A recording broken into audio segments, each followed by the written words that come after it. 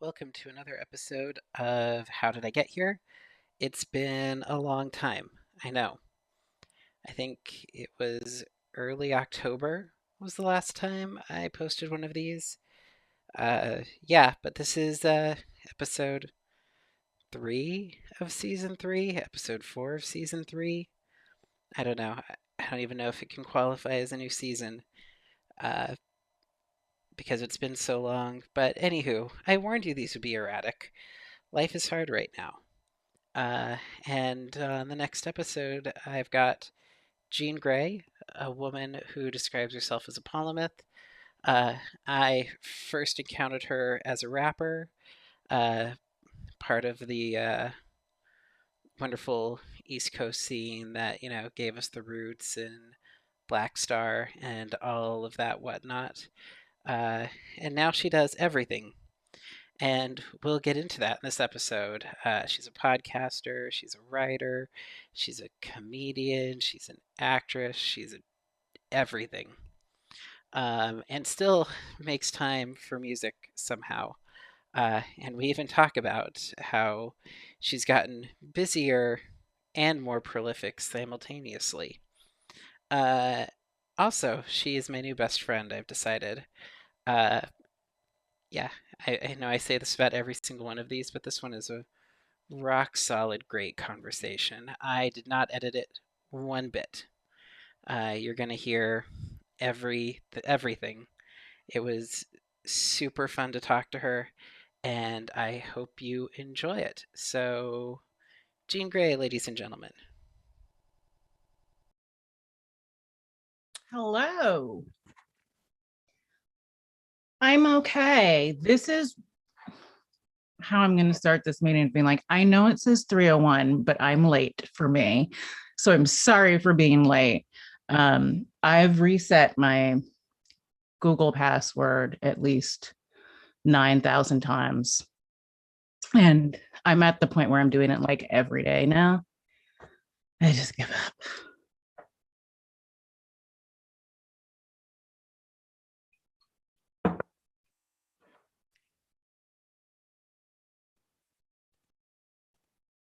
Mhm.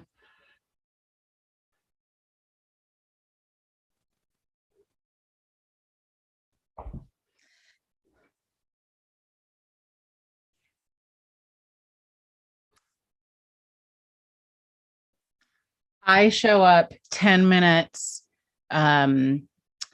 usually about 15 minutes before, just in case anything goes wrong.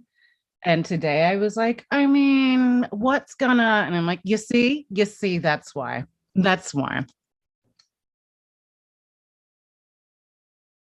Mhm.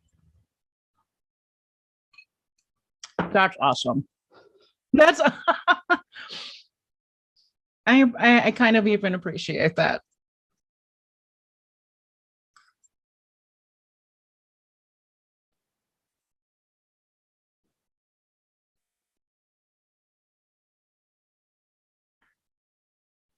No, really.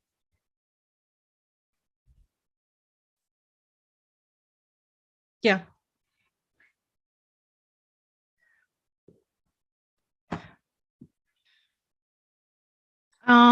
That's what he said, and she said, and they said. That's the name of my second book.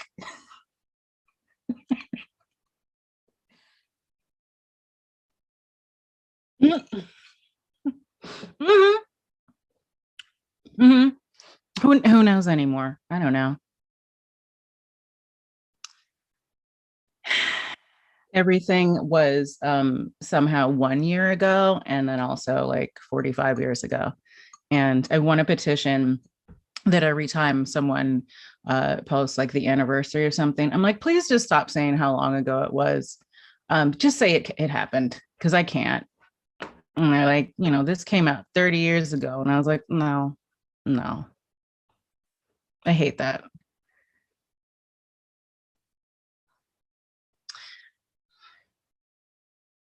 Yeah, so much. So, and rightfully so. so much in the before times, just noticing of going to the supermarket and I'm like, oh, it is really jamming in here. I was like, oh, bitch, I am old. They are jamming to the oldies in the supermarket. Okay. All right.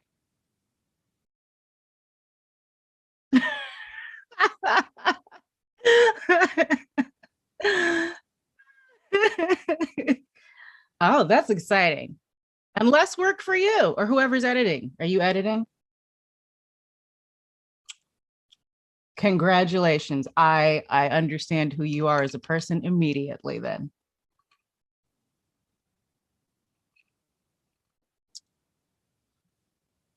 Uh-huh. Mm-hmm. It's never going to be embarrassing. It's just not because the point is like no one else knew what else it was supposed to be except you. Fuck it.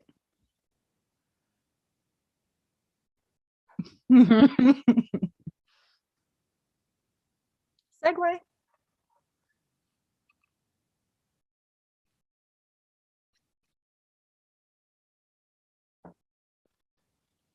I got the call, and I don't take a lot of podcasts or interviews because I'm always really concerned about what we're going to end up talking about. Um, and then it always turns into like a lesson of me being like, no, no, no, none of that is true.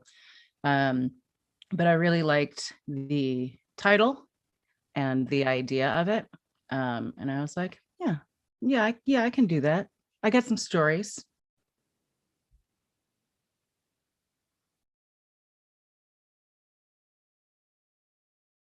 That's it. That's the I always say when someone's like, what do you do? And I'm like, listen, it's a difficult question and it's probably going to be easier for me to say what I don't.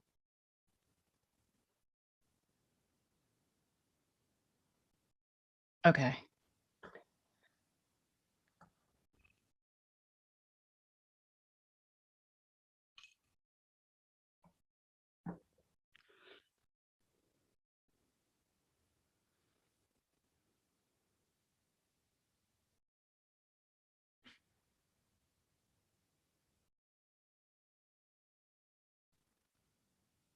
Mm-hmm.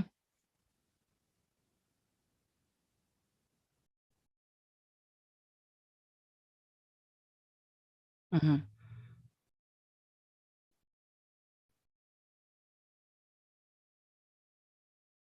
Yeah. Mm-hmm. What did you do there? Okay. I mean, it's a good job. It's a good young job. It's a great job. It's a dream job.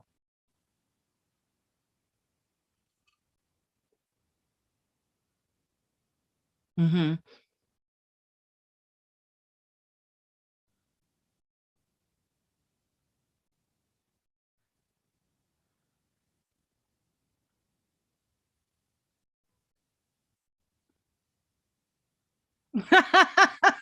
that that is a blessed description. Mm-hmm. It's very good.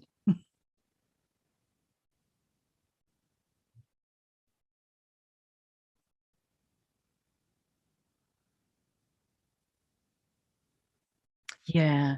Yeah, no, I'm fucking exhausted.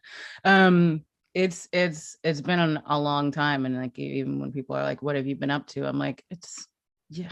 Oh boy. I'm like, I post all these things and tell you guys what I'm doing, but nobody keeps up. Sorry.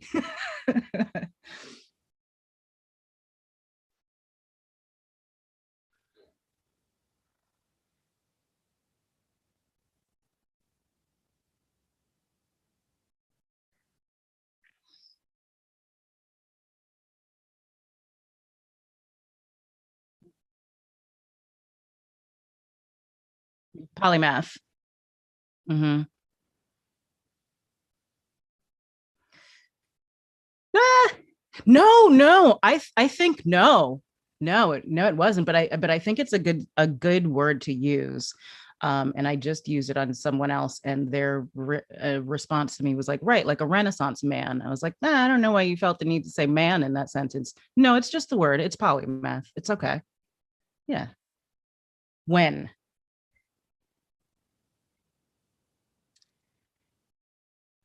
No moment.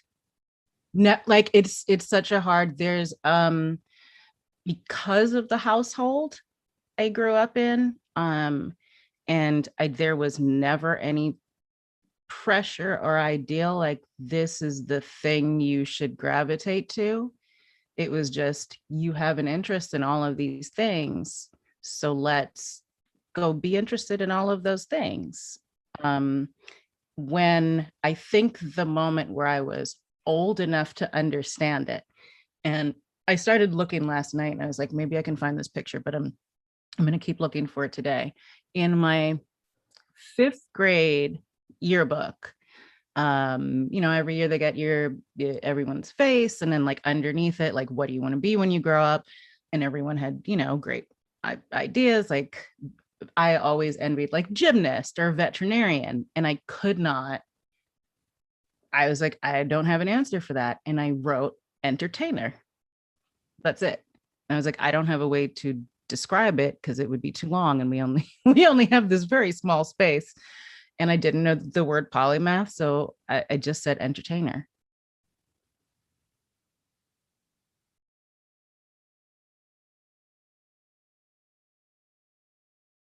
Yeah. I'm like, listen, I'm gonna do shit and you're gonna be fucking entertained. There you go.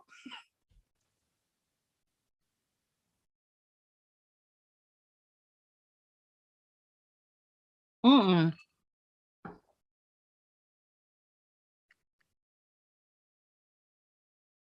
Yes.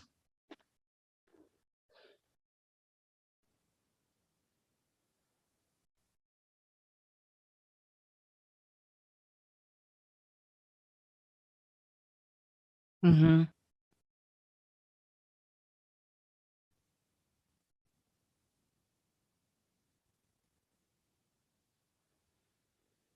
Um, well, so before all that, I thought my career was going to be dancer. I was a very, um, for a decade, like as a child and going into my teens. And I had an injury, and that was kind of the end of that. And so I was always my brother was a visual artist, but he was at SVA then. He was an art major at the original music and art. I went to LaGuardia, the second music and art.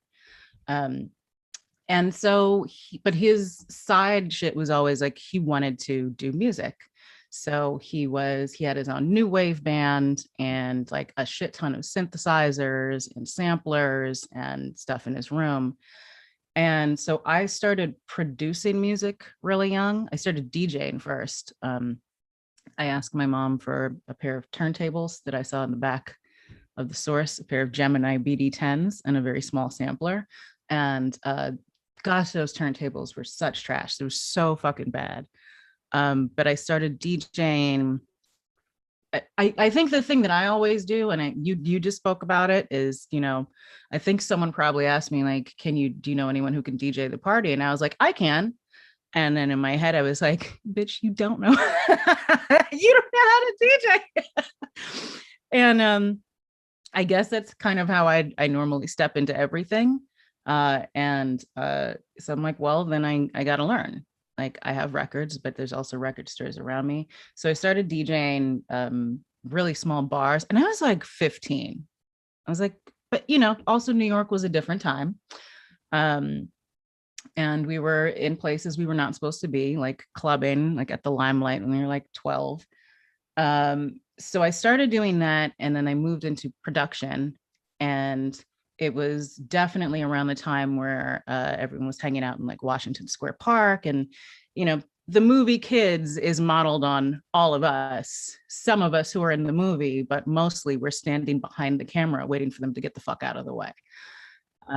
So that group of kids and ciphers and stuff. So all these rappers that are very well known now were part of my friend group.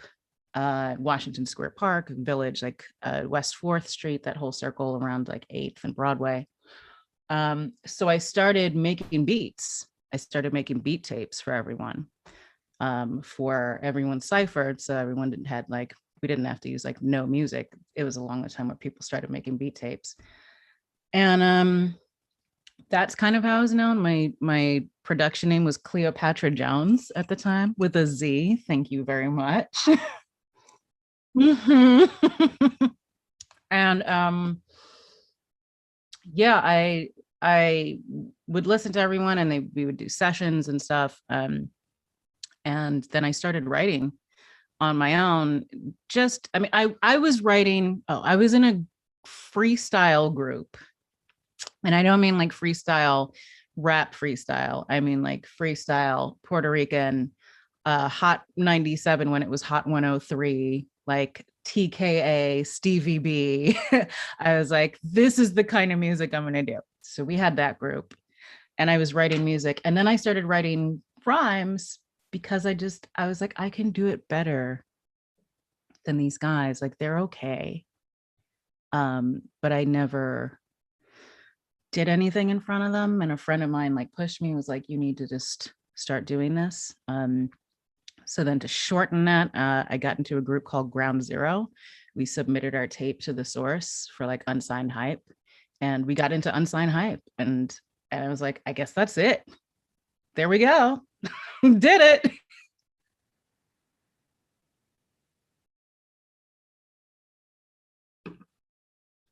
No. We were a rap group. We were a rap group. It was me and another guy, and he was actually making an album, and we were friends, and he was like, do you want to record some songs? And we ended up recording a whole album and just named ourselves Ground Zero. And that was my first intro.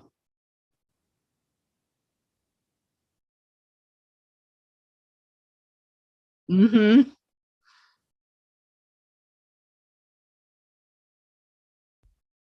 Yeah.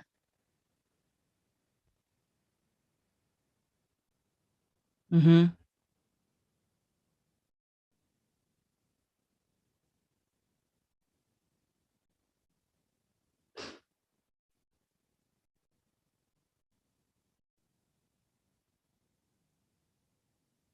Yes.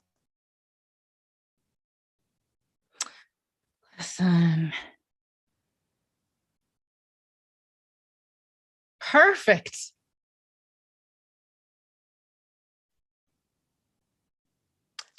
Because the universe left it there for you. You still have that exact record? Fantastic. Yes, it was. Thank you, Lisa. Also, I was thinking about it the other day and how much it bothered me that she said Casera. So infuriating. God damn it. Love Lisa though. Casera. What? They were like, it'll be cool. It'll be cool. Say it different.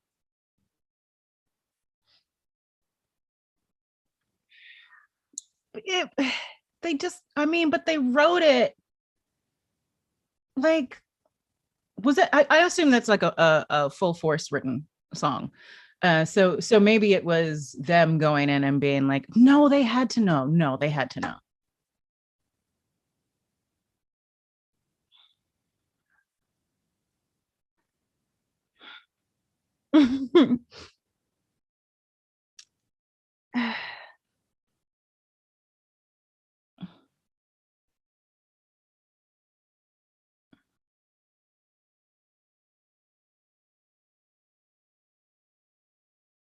Yeah.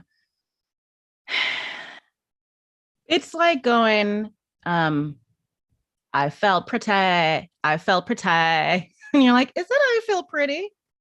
And you're like, no, it's I felt pretty. Mm. Oh. We have veered off course, but I'm sorry. It makes me mad.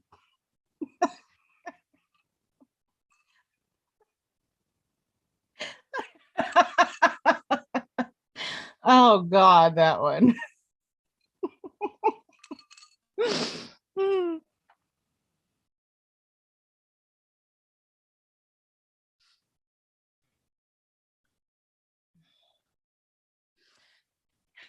Sir, sir.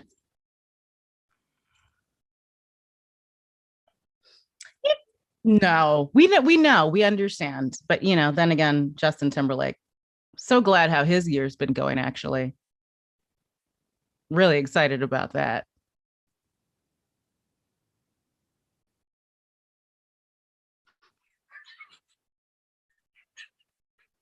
It's fucking fantastic. Drag him. Drag him.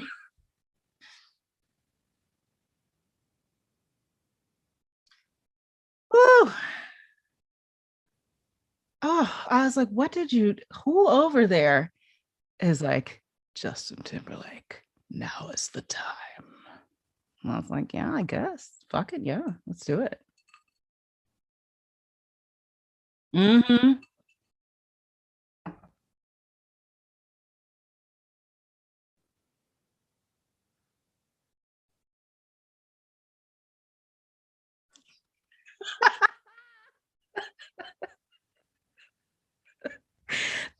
That Timberlake, he's got talent, and is his hips move. I like that, and he's got some rhythms. He's got rhythms and that beatboxing. That's how we all should have known. I know this is not what we're supposed to be talking about, and I'll wrap it up. But I just want to say, if someone is voluntarily or forcefully beatboxing, that's how you fucking know. Like there's nothing good is going to come about this. I know because beatboxing was forced upon me many, many times. And I was like, I never said I wanted this. I never wanted. Please don't.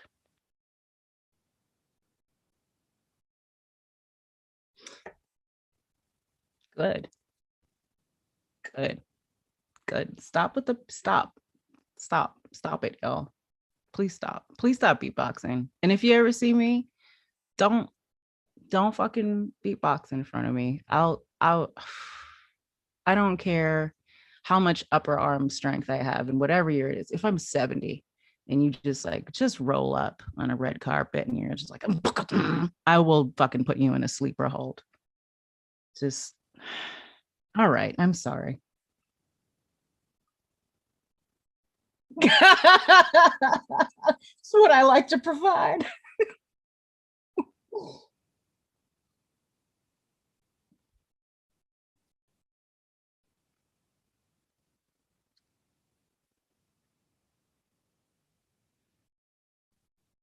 Yes.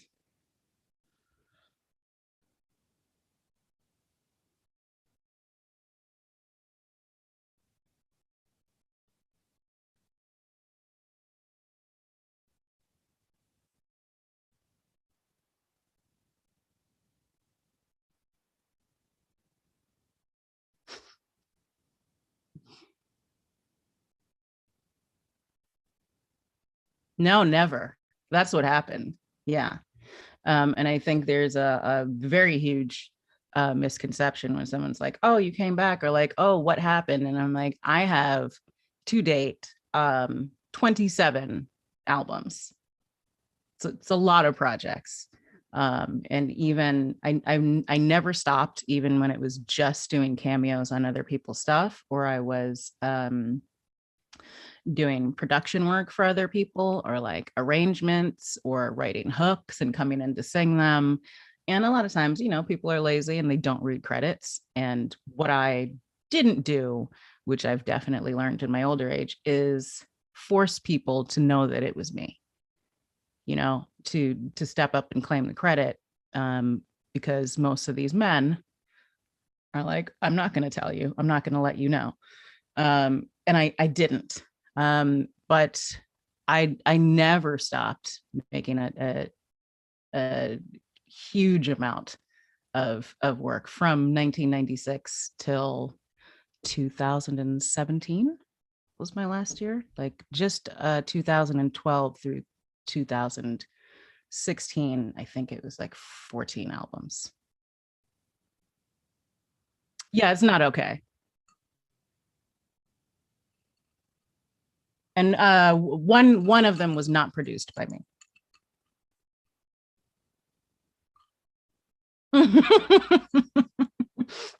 A little bit. I was like, I need a second. No, I think it's I really wanted Quelle to produce an album for me. And I was like, I'm working on too many other things. So if you can handle the beats, I can, we'll be and all of those were also made in like a week. Yeah.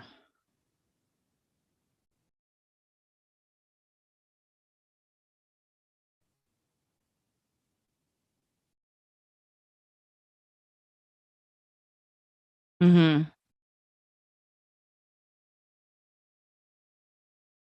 Mm-hmm. Yeah.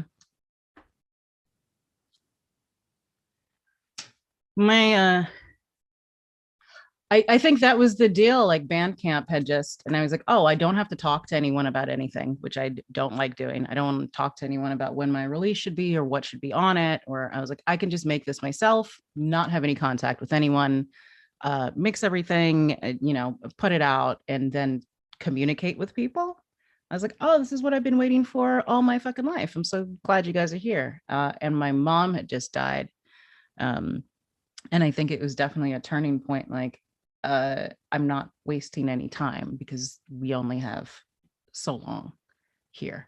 So if you're gonna do some shit, go fucking be prolific and get all of it out. Who cares if it's perfect or the way you would have, planned in your mind? You could sit with something for years and years and years, and you're always still gonna have some sort of issue with it.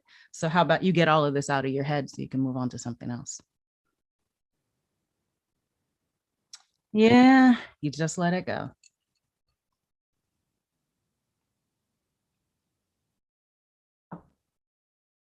Yes.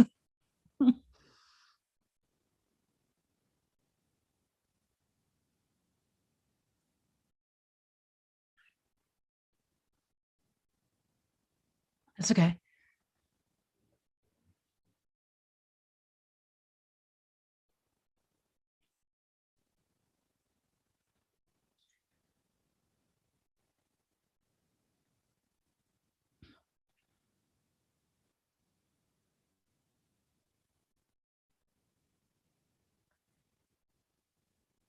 No, I am very, I think calculated is used in a negative sense a lot.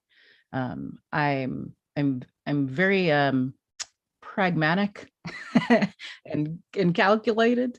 And I have planned out my life from a very, very young age. Like in this year, I will have accomplished these things to move on to this thing.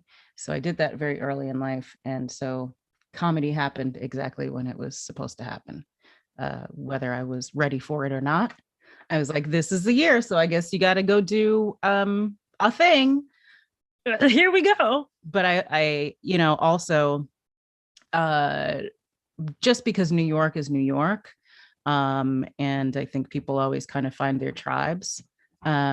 It was around the time where I was like hanging out with like Wyatt and Hannibal, and John Hodgman had me on his show on Secret Society, and everyone was kind of like, "Oh, we're all supposed to be together anyway." And I was like, "Well, I mean, that kind of happened naturally, but again, my I follow the signs, and the signs are all given by me, to make sure that I reach my journey at the right time."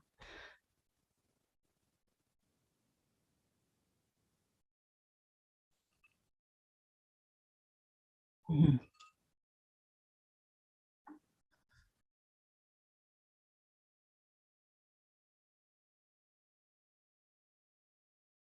Mm-hmm.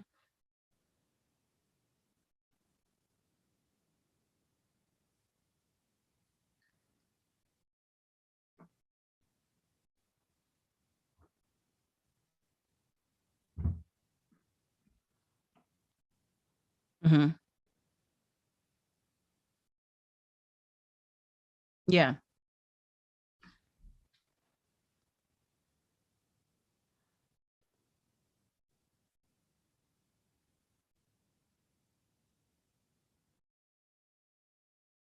I'm sure he was like, absolutely yes. Yeah.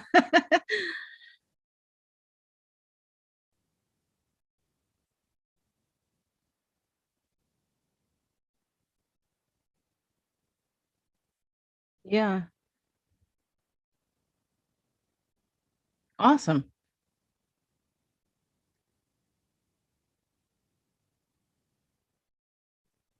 Yeah. He is. He's a truly genuine person. You know, we were fans of each other, and I think that's how like all of these friendships began. We were fans of each other's work and sort of work ethic, and sort of that idea be like, oh, it seems like you suffer no fools. I too suffer zero of the fools. Let us be friends. Um, but again, comedy and I thought that I was going to be a stand-up comedian. Um, and as much as I've studied everything else in my life, or I was around everything else in my life, stand-up, like just comedy and comedy albums and comedians, I'm was immersed since I was a little kid. And my mom, it was the only my mom only let us stay up late to watch Saturday Night Live.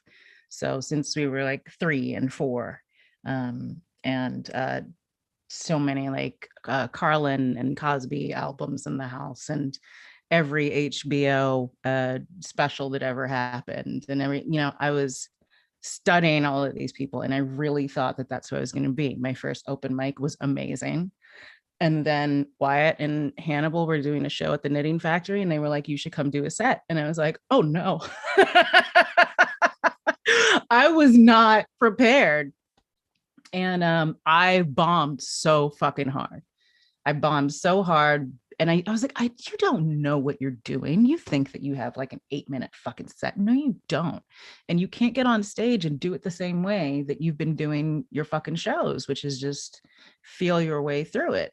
Um, but thankfully, you know, Wyatt, Hannibal, Hodgman, Marianne Ways, who was booking everybody's show, and especially Union Hall.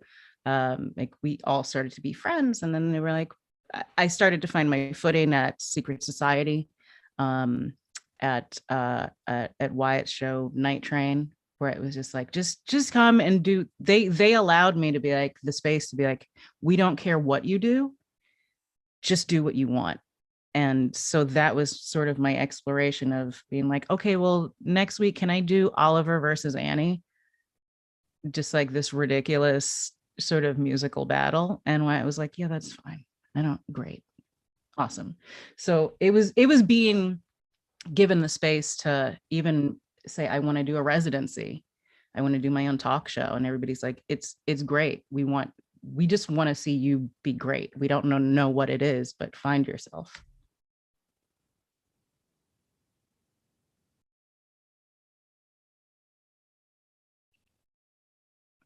Mm-hmm.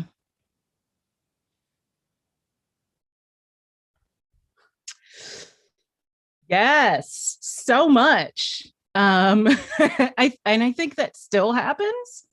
Um, yeah, a lot of people showed up to every show I did and were like, "We saw your name and we thought you were going to be rapping." I was like, "No, sorry." And they were like, "But it was great.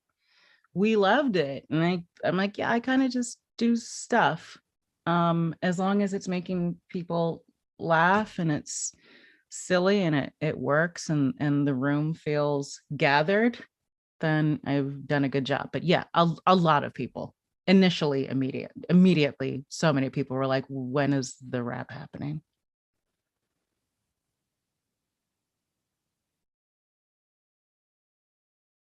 Oliver versus Annie was, if those are two of my, I always say I don't like musicals, and then I'm working on a musical. I'm working on two musicals, and I'm like, I no, I like really good ones. and I like classic shit.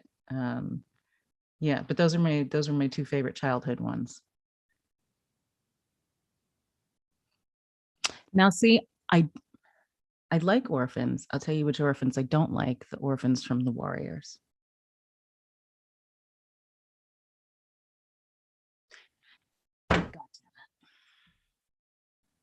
Well, I'll say this: if you were even just an East Coaster, I would be terribly disappointed. Um, it's such an amazing movie, and such also a terrible movie at the same time, which I think all great movies be like, this is what the fuck is happening. But there is a gang called the Orphans, and they are, I mean, they are grown people. They are grown men. Um, they're just dirty. And they're never threatening. I'm just like, I don't know. I just feel like someone's got to just fight the fucking orphans. Get them out of here. Why would you name yourself that? I mean, there's some darkness and some heft to the name of the orphans. Now it sounds like I'm knocking actual orphans, which I'm not doing. I am knocking the general portrayal of orphans in the movies, The Warriors. Yeah, so I guess that could bring me to the thing that was sent to me about you that I Oh didn't know boy. about, that I have the most questions about, because when it comes down to it, Oh. I don't know if this guy was an orphan or not in canonically, Hmm. but apparently you're doing a musical about Steve Urkel. I need to know in your research, because I don't remember him having any parents. I don't remember him having any siblings, any family at all in the Family Matters universe. Mm-hmm. Uh, have you determined whether or not Steve Urkel is also an orphan? That's a fucking good question. Um, I would have to go back and watch more Family Matters. I think when you have a character like that, you I wasn't thinking about it when I was watching it, but I was more distracted by the fact that Judy went upstairs and never came back down, and they just went on with their lives. Like, your whole daughter went upstairs, never came down, and then they were like, never happened. So that was the more distracting component. And I didn't think about Steve. Does he make a reference ever? I don't. I mean, Like, it's been my a long time. mom, I'm gonna have to go back and watch that, or maybe I'll just ask Jaleel. I did not ask that question. Yeah, yeah, I guess Jaleel White, as the one person that has had to read He every would know. script. Yeah. Yeah, I mean, it was still what? No, I'm not going to say how long ago Family Matters was on the air, because we already discussed that thinking about how It long ago was those things is bad. 1926 or the 1990s, both the same amount of space. I don't know. Yeah, I mean, with the way things are going, I wouldn't be surprised if someone tells me that Family Matters was on the air in 2019. And I'd be like, wow, really? Okay. I mean, yeah, no, last year was confusing. That okay. Yeah, Yeah, sure. but I mean, aside from the silly question about Yes. whether or not Steve Urkel is an It's a good orphan, question. because it feels like you are drawn to musicals about orphans. uh, is this the Steve Urkel story? Like, is this like a whole new tale? Is this like, because I just want to know about the Steve Urkel musical that you're writing. It is a holiday themed, all holidays, animated special called "Did I Do That to the Holidays?" Written by Wyatt Cenac, with the supervising directors, fucking amazing, Brian Newton. Also, you may know him from things like Rick and Morty. Really just amazing team of people. I am the composer and musical director, and it's been one of the most fulfilling jobs of my life. But it was brought to me in what sounded like a fever dream pitch from Wyatt. Um, and we were, he was like, and again, this is during last year. So like everything's during 2020, everything sounds fucking nuts. And he was like, I got to talk to you about something. Um, and he's giving so many disclaimers before he told me what it was. I was like, I don't even know what could possibly follow. And he was like, well, yeah, I wrote this Urkel animated special. I was like, why don't you just tell me like what it is for real? Um, and so after I read the script, I think I had him like in the middle of reading it, and I was like, this is really good. Oh, I have like feels, and it's funny and like heartwarming. And I'm so glad that Jaleel is like willing to come back on board, because I think Urkel is such an important character in TV history. And I know that there's been some issues in the past with him not wanting to revisit this character, but I would be terribly excited to work on music for this. That is lovely. So is the aim Christmas next year? You said it's holidays, Mm-hmm. not Christmas. So Yes, Christmas included. okay. Because I would love for somebody to produce a holiday special and time it to President's Day. I mean, I can work on that if you want.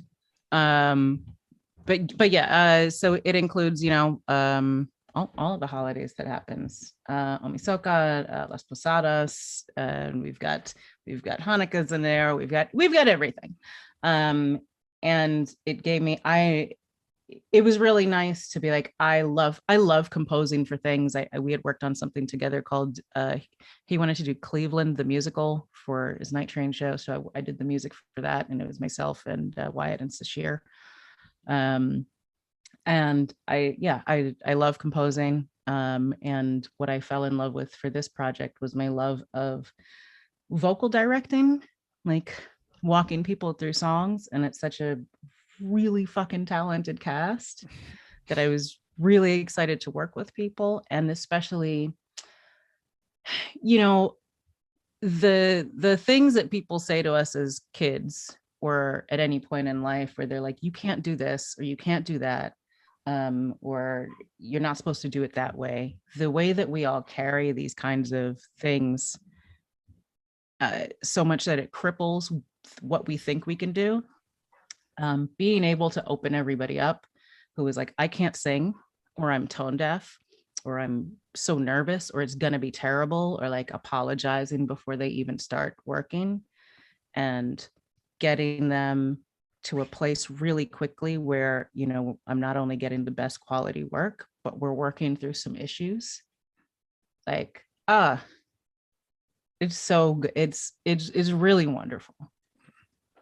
That's great. I mean, yeah, that you're basically doing that. I mean, in that role, you're elevating people and taking them to the place where they are. You're getting the best out of them, which Yeah, is amazing. I think, but that's I realize that's kind of why I've done everything. That was when I started enjoying performing, when I let go of like what a show is supposed to be. And I was like, if as long as we're all in here and the audience feels like we're all levitating and vibrating on like, if someone comes in here and says something, we're all like, we're gonna fucking kill you, or like, we're gonna love you to death, whatever it is. If I can bring everyone to that same vibration and talk through some people's issues, then isn't that like what it's all fucking about? Yeah, that's beautiful and profound and amazing. And man, I yeah, I it that was such good closure that I don't really know where to go from here, but I do want Ah! to like you're working on so much, and I want to make sure like Yeah, at least we hype them a little bit, sure. because you also have another a, your own TV show that also is animated or puppet Mm. based. It was unclear. Yes, it is partially animated, mostly live and puppet based, sort of done like an old electric company, or Sesame Street or Mr. Rogers, but it's all topics for adults. It's called That's Not How You Do That. It's been a crazy job to have over the Mhm. past year. And hopefully that should be coming to everyone sort of maybe around the like a little bit before Urkel next year. Okay. Um, and just kind of based on very quickly, like as kids, you know, we learn how to learn things in many ways: pictures, visual, songs, writing, talking it out, and then at some point that gets cut off and we're only allowed to learn one way, and so our development stops. So taking people back to a time like nostalgia always works, but I think learning has to be three-dimensional. So it's kind of that, but like with adult problems, like uh, uh, don't have to eat what's in the picture. Mhm. You know, you don't have to go to that party. You can just say no to people and not have an excuse. Fucking say no. Which, yeah, man. So it's funny because I think one of the things that I've picked up during the pandemic Mm. was just that, like, Mm-hmm. because at this point there are different people that have very different levels of risk. So like Yes. it's kind of life or death, the ability to say no right now almost. Yes, it is. And you got to learn that pretty quickly. You had to learn that pretty quickly if it was not already in your vocabulary. And I was already used to being like, to the point where people like, don't even ask Jane. And I'm like, it doesn't mean I don't love you. It just means that I'm not with the fuck shit. And you already know, no. It's saying no and knowing when to say no and knowing when to compromise, all very different things. But I'm glad people started learning those things. Yeah, even if it was under duress a little bit. Fuck it. I don't just great. If we're come out of this shit with some skills. Yeah, like if you pick up on one skill that's standing up for Yep. yourself to save your life. Yeah. Yeah. And then it's easier to do in smaller situations. And you're just like, no, no, thank you. Yeah, No. that yeah, more profundity that just keeps coming out of you. I try. It's I don't know. I feel like I've been through a lot of fucking experiences. I like connecting with people, and I like the I think the idea at the end of this life is for all of us to be the best that we can be. Like I don't want to be a leader. If I have to be a leader for a second to remind people that we all have to be leaders, then that's great. Um, but just to remind everybody of these skills and sort of spread messages and but also in the sense of fuckery, because why not? Because it I makes mean, it more better. fuckery is very important. It's fucking great. Yeah. So I'm going to ask you my last question. Okay. And then we'll do the rest of the things that we have to tell people you're Okay. doing, Okay. which will take us clear out into 2024. But It actually does. Okay. I'm uh, ready. so you're I can't remember if you were 8 years old or in the eighth grade when you said this, because it was the beginning of our interview at this point. But when you declared that you wanted to be an entertainer, Oh, fifth grade. fifth So grade, yes, I was sorry. probably 8. Yes. Okay. Yes. All right. So if you could, if you were to go back to that to that woman, that Mhm. girl, I guess at that point, Yeah. and what would you say to her about accomplishing that goal? Um,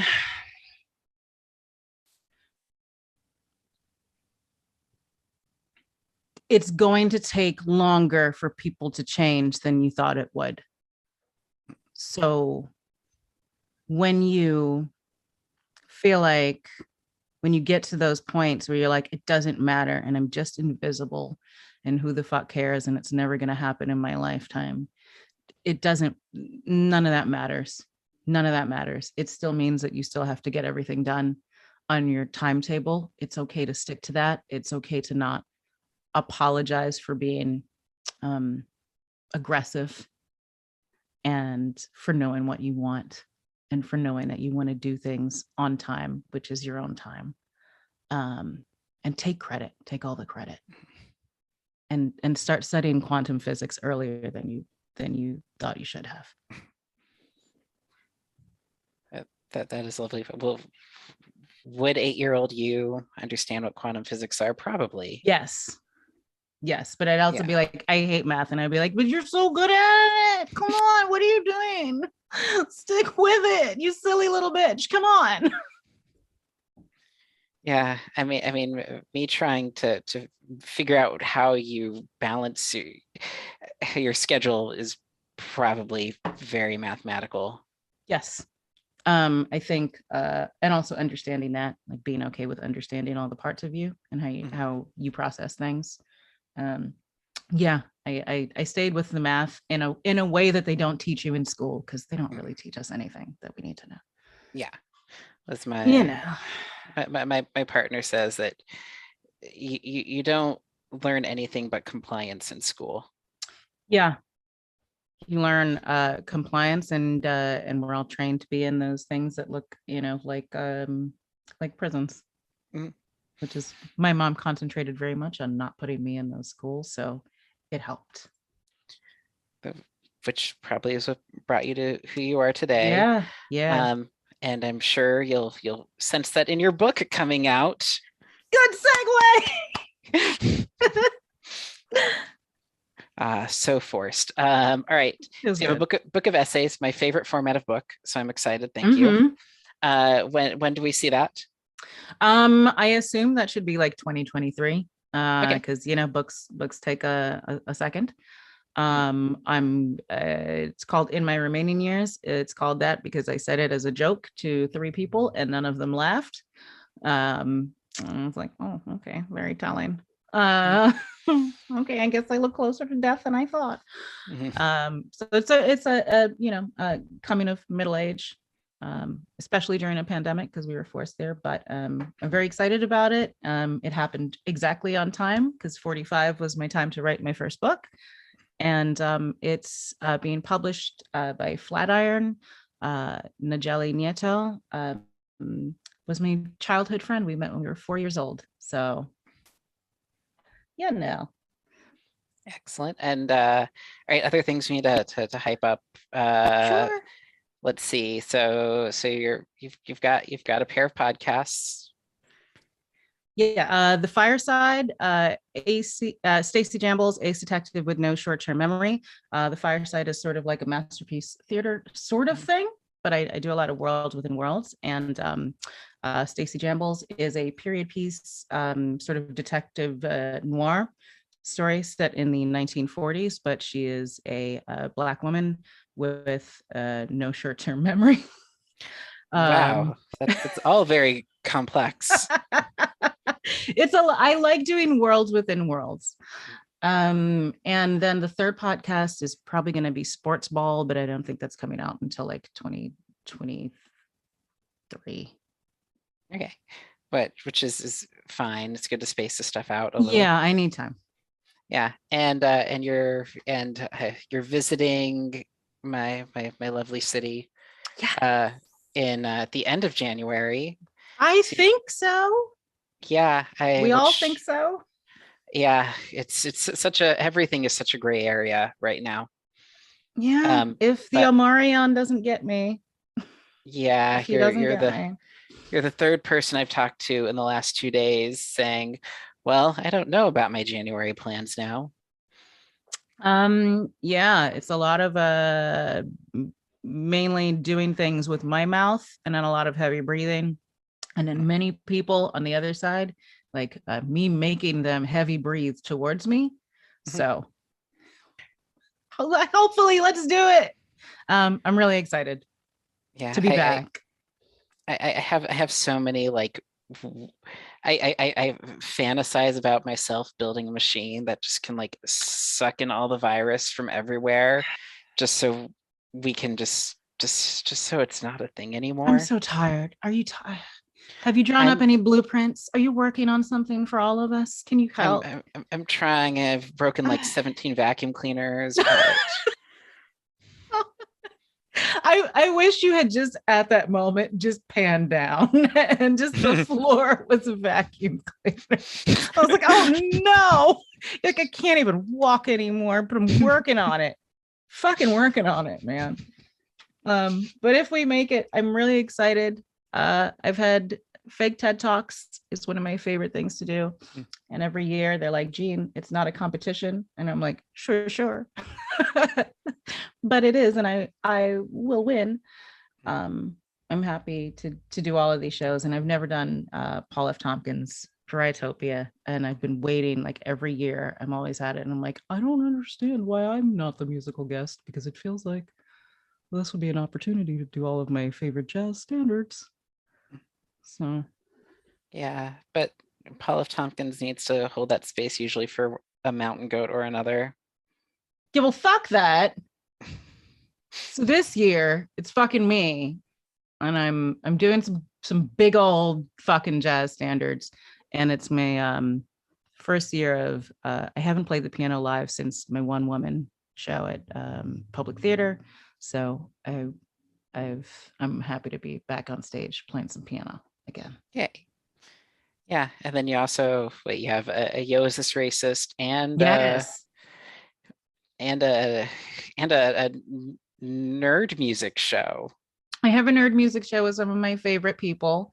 The last time I was there, I forced my favorite. I told a story and had Paul Storm and Jonathan do ad libs.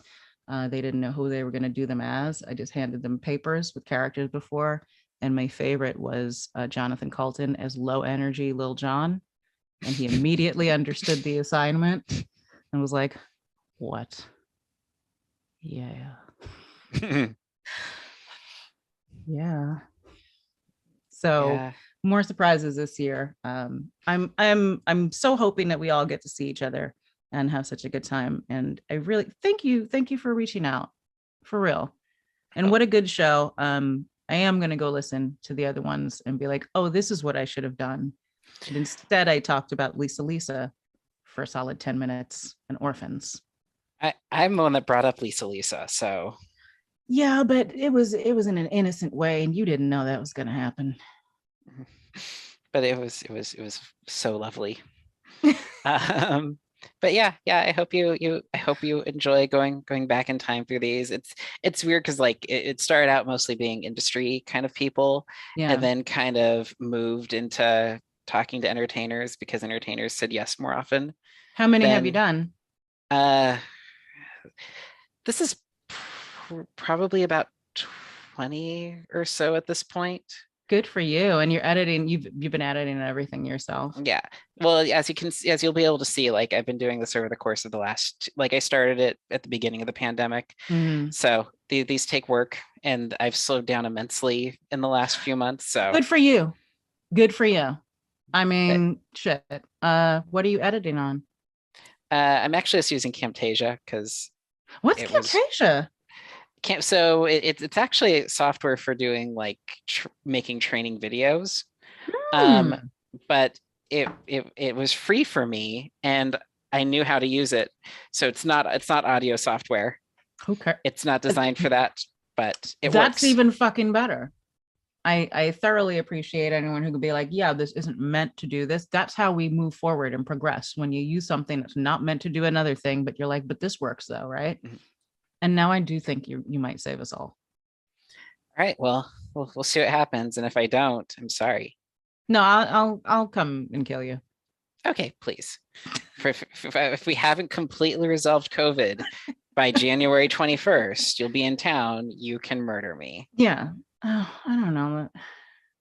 I got to work out a little longer than that. It'll be a surprise in the year when you Okay, least expect it. Okay. exciting. I can't wait for you to kill me. And on that note, it's been a pleasure. That was lovely. Thank you for listening to that full hour I had with Jean Grae. Uh, Again, we probably could have kept talking for another 3, 4 years straight and would have stayed interesting and it had nothing to do with me. Uh, yeah, I hope we all get to see her at the end of the month. as part of SF Sketchfest. Uh, I'm really, really excited about the Steve Urkel musical. And yeah, thank you so much for tuning in. I have no idea when the next one of these is going to be. Life is busy, life is hard, life is also a little bit scary right now. Um, but I want to pump a few more of these out. Yeah, so enjoy your evening. I forgot to tell you to crack open a mango white claw. So now that this is over, you can crack open that mango white claw.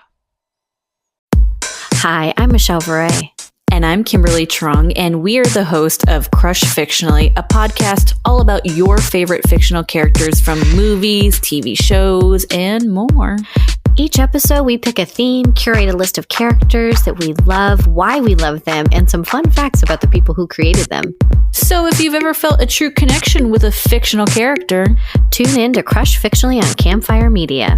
or wherever you find your podcast.